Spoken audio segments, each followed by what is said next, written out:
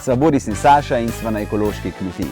Zmagovalcu današnjega izziva med ljubitelji kuhanja bova podelila naziv ekomojster ali mojstrica. Pa poglejmo, kaj smo tekmovalcema zakuhala danes. Z nama sta zmagovalca preteklih izzivov Dušan in Renata. Pravila že poznamo. Tisti, ki bo povedal več pravilnih odgovorov, zmaga. Zanima naju, kako prepoznati kakovost ekološke hrane. Dušan, pred tabo v zabojčku so ekološki in konvencionalni izdelki in pridelki. Izbral boš ekološke dobrote in potem povedal, zakaj si se tako odločil. Dobro, menjeno. In akcija! Evo, korenček, kapor, jabolk, čebula, jogurt, koruzni zdrob, testenine recimo, kruh. To je to. Zdaj pa mi prosim povej, zakaj misliš, da so to eko izdelki? Če pogledamo recimo korenček, vidimo, da je nepravilne oblike proti temu, ki se vidi, da je konvencionalne proizvodnje. Jabolk recimo je nepravilne oblike, lisast, proti temu, ki je tukaj v gajbici.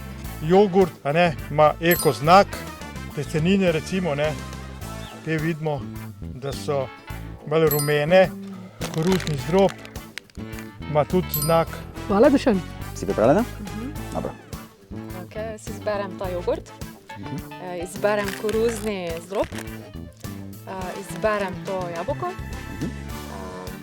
izberem ta dva korenčka, kapor, izberem to čebulo, pa ta jajca. Renata, povej, zakaj misliš, da so ti izdelki, ki si jih izbrala, eko izdelki? Korenček sem izbrala zato, ker je nepravilne oblike, pa ker je pač manjši v primerjavi s tem. Jabolko je tudi manjše v primerjavi z tem jabolkom. Ima tudi neke listje gor. Tale jogurt sem pa izbrala, ker pač ima napis eko. A to pomeni, da če je eko, da je eko? Ima tudi znakec gor. Aha. Tale znakec. Neko znake, ja. Tu pa je isto. Super, tale znakec, ja. Eko koruzni zdrob. Renata, kaj pa jajčka? Pa ne vem, izgleda nekako eko, pa celo nima žiga gorno. Zato. Odgovori so prešteti in zmagal je Dušan!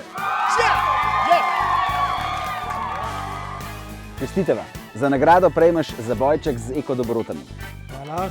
Bravo, Dušan. Spremljajte nas še naprej. In odkrite, kaj vse se skriva za eko znakom Kmetijstvo Slovenija.